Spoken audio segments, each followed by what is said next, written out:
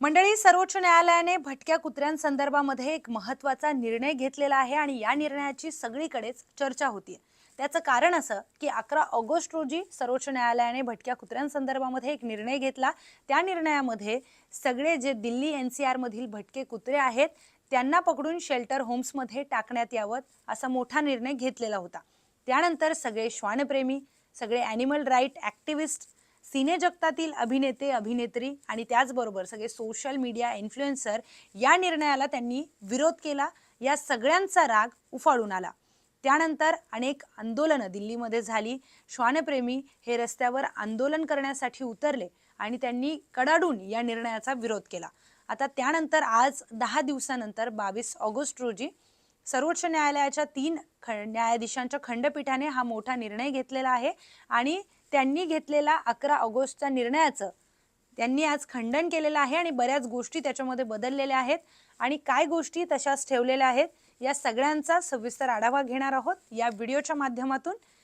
त्यासाठी तुम्ही व्हिडिओ शेवटपर्यंत नक्की बघा। नमस्कार, मी प्रियंका लाठी आणि आपण पाहताय न्यूज 18 लोकमत।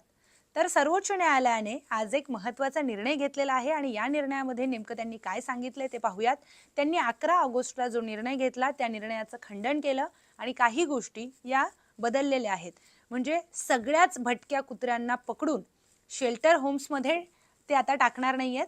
त्यामध्ये ज्या कुत्र्यांना रेबीज झालेला आहे किंवा जे कुत्रे आक्रमक आहेत त्या कुत्र्यांना पकडून त्यांना वॅक्सिनेशन करून, त्यांचं नसबंदी करून, त्यांचं निर्जंतुकीकरण करून त्यांना शेल्टर होम्समध्ये ठेवण्यात येणार आहे। त्याचबरोबर जे बाकीचे भटके कुत्रे आहेत त्यांचं देखील वॅक्सिनेशन होणार आहे, नसबंदी होणार आहे, त्यांचं देखील निर्जंतुकीकरण होणार आहे। त्यानंतर त्यांना ज्या भागातून त्यांना पकडून आणलं होतं त्या भागात त्यांना परत सोडण्यात येणार आहे। म्हणजे एकंदरीत ज्या कुत्र्यांना रेबीज आहे किंवा जे कुत्रे अतिशय आक्रमक आहेत, जे कुत्रे अटॅक करू शकतात, त्या कुत्र्यांना तिथेच शेल्टर होम्समध्ये ठेवण्यात येईल आणि जे कुत्रे ज्यांना तसा काही आजार नाहीये त्यांना परत त्याच भागामध्ये सोडण्यात येणार आहे। त्यानंतर एक महत्त्वाचा आणि मोठा निर्णय सुप्रीम कोर्टाकडून घेण्यात आला की पब्लिक प्लेसेसमध्ये म्हणजे सार्वजनिक ठिकाणी तुम्ही कुत्र्यांना खाऊ घालू शकत नाही।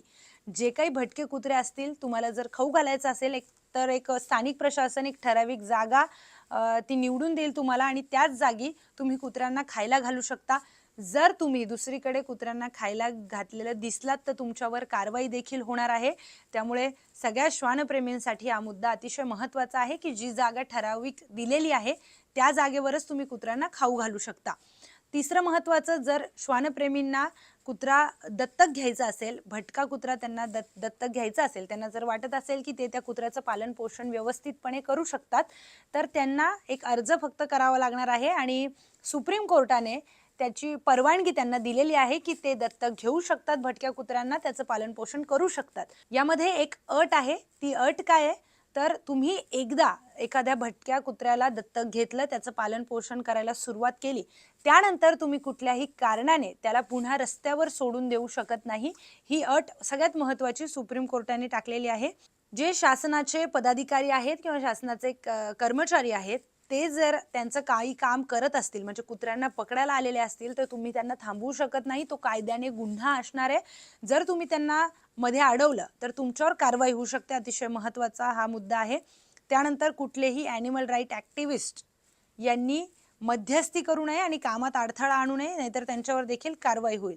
त्यानंतर सगळ्यात महत्त्वाचा मुद्दा हा आहे की जे NGO किंवा जे प्राणीप्रेमी ज्यांनी सुप्रीम कोर्टाच्या निर्णयाविरोधात याचिका दाखल केलेली होती आधीच्या, त्यांना 25,000 आणि 2 लाख अनुक्रमे, म्हणजे प्राणीप्रेमी एखादा व्यक्ती असेल तर त्याला 25,000 आणि एखादी संस्था असेल तिने याचिका केलेली असेल दाखल, त्यांना 2 लाख रुपये इतका दंड त्यांना भरावा लागणार आहे सर्वोच्च न्यायालयामध्ये, कारण त्यांनी निर्णयाच्या विरोधात याचिका केली।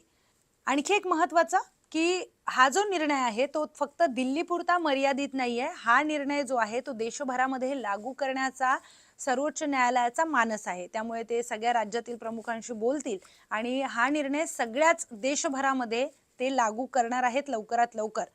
आता इथे काही प्रश्न उपस्थित राहतात।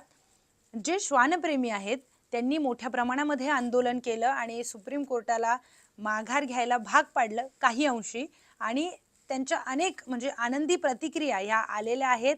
आपण न्यूज 18 लोकमतच्या माध्यमातून देखील त्या प्रतिक्रिया दाखवलेल्या आहेत. त्यामुळे सुप्रीम कोर्टाच्या खंडपीठाने हा मोठा निर्णय तेव्हा घेतलेला होता आणि अनेक घटना या आपण वारंवार आणि देशभरात बघतोय की जे भटके कुत्रे आहेत हे वारंवार अटॅक करतानाच्या अनेक व्हिडिओ समोर आलेले आहेत. लहान मुलांवर असेल, वयोवृद्ध लोकांवर असेल किंवा प्रौढांवर देखील असेल, लिफ्टमध्ये किंवा गार्डनमध्ये आपण बघितले असे अनेक व्हिडिओ समोर आलेले आहेत. एक त्यातला सगळ्यात भयानक व्हिडिओ हा होता की भटके कुत्रे हल्ला करतायत, त्यांचा कोणी मालक नाहीये. ही गोष्ट जरी गंभीर असली तरी ही गोष्ट एका अंशी समजण्याजोगी आहे. पण काही जे पेट पॅरेंट्स आहेत ते स्वतःहून एक व्हिडिओ जो व्हायरल झाला होता की ऑटोमध्ये तो छोटासा चिमुकला बसलेला आहे आणि त्याला हा पेट पॅरेंट त्याला घाबरवण्यासाठी त्याचा पिटबुल कुत्र्याला तिथे नेऊन बसवतो त्याच्या बाजूला आणि अगदी त्या चिमुकल्याचा जीव असं जाईपर्यंत तो इतका घाबरलेला असतो तरी हा त्याचा आनंद घेण्यासाठी, हा कुठला राक्षसी आनंद आहे माहित नाही, आनंद घेण्यासाठी हा त्या खतरनाक कुत्र्याला, पिटबुल डॉगला त्याच्या बाजूला बसवतो. अगदी छोटासा तो चिमुकला होता. तुम्ही सगळ्यांनी तो व्हिडिओ बघितला असेल. अतिशय भयानक हा व्हिडिओ होता. त्यानंतर लिफ्टमध्ये देखील एक व्हिडिओ जो व्हायरल झाला होता, त्यांनी एका काकांचा चावा घेतला. असे अनेक व्हिडिओ आहेत. त्यामुळे एकंदरीत काय आहे तर दोन्ही बाजू या संदर्भामध्ये बघितल्या पाहिजेत की भटक्या कुत्र्यांचं वॅक्सिनेशन असेल, त्यांची नसबंदी असेल, त्यांचं निर्जंतुकीकरण असेल, ते होणं गरजेचंच आहे. पण जे पेट पॅरेंट्स आहेत त्यांनी नेमकं म्हणजे ज्यांना आवडतात कुत्रे पाळायला आवडतात किंवा त्यांना खाऊ घालायला आवडतं, जे श्वानप्रेमी आहेत, जे प्राणीप्रेमी आहेत, त्यांनी या सगळ्यांची काळजी घ्यावी की माणसांना देखील या गोष्टीचा त्रास होऊ नये. म्हणजे फक्त प्राणीप्रेमी तुम्ही असून चालणार नाही, माणसांना देखील जर त्याचा अतिशय जास्त त्रास व्हायला लागला, मानवी वस्त्यांमध्ये जर त्यांची आक्रमकता वाढली, हिंसा वाढली, तर त्याचा पुढे चालून म्हणजे आता जरी सुप्रीम कोर्टाने निर्णय त्यांचं खंडित केलेला आहे, तरी पुढे चालून असा तडकाफडकी टोकाचा निर्णय त्यांना घ्यायची गरज पडू नये याची काळजी तुम्ही आत्तापासूनच घ्या. म्हणजे फक्तच रस्त्यावर उतरून आंदोलन करणं आणि मग निर्णय मागे घ्यायला लावणं आणि आपण कसे जिंकलो असं आणणं हे कितपत योग्य आहे हे तुम्हीच ठरवा.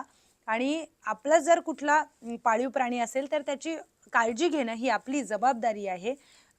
त्यामुळे त्याचा कुणाला त्रास होऊ नये दुसऱ्याला, ही आपली जबाबदारी आहे. तर तुम्ही त्याची काळजी नक्की घ्या. जर तुम्ही तुमच्या घरी कुत्रा असेल, तुम्ही पाळत असाल, तुम्हाला आवडत असेल, तर तुम्ही जेव्हा त्यांना बाहेर फिरायला न्याल तेव्हा तुम्ही याची काळजी घ्या की वयोवृद्ध असतील, लहान मुलं असतील, ते घाबरणार नाहीत. त्यांच्यापासून काहीसं दूर अंतरावर त्याला फिरायला न्या, काही हरकत नाहीये.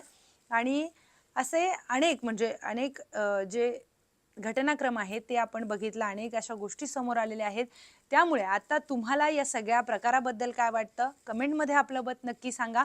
सुप्रीम कोर्टानं जे काही म्हटलेलं होतं 11 ऑगस्टला, त्यानंतर आज सुप्रीम कोर्टानं 22 ऑगस्टला जो निर्णय दिलेला आहे त्या संदर्भामध्ये आणखी एक महत्त्वाचं की मनेका गांधी ज्या काँग्रेसच्या नेत्या आहेत त्यांनी यावर आक्षेप घेतलेला आहे या निर्णयावर की जो कुत्रा आक्रमक आहे हे ठरवण्याची व्याख्या काय. म्हणजे सुप्रीम कोर्ट जर म्हटलं की आक्रमक कुत्र्याला आम्ही शेल्टर होम्समध्येच ठेवणार, तर मनेका गांधी म्हणालेले आहेत की त्याची व्याख्या तुम्ही कशी करणार आहात. त्यामुळे आता जे आरोप प्रत्यारोप आहेत ते सुरूच राहणार आहेत. दोन वेगवेगळे मतप्रवाह हे सोशल मीडियावर आता या निर्णयासंदर्भामध्ये दिसणारच आहेत. त्यामुळे तुम्हाला काय वाटतं तेही आम्हाला कमेंटमध्ये नक्की सांगा आणि अशाच अधिक माहितीपूर्ण व्हिडिओसाठी पाहत राहा न्यूज 18 लोकमत.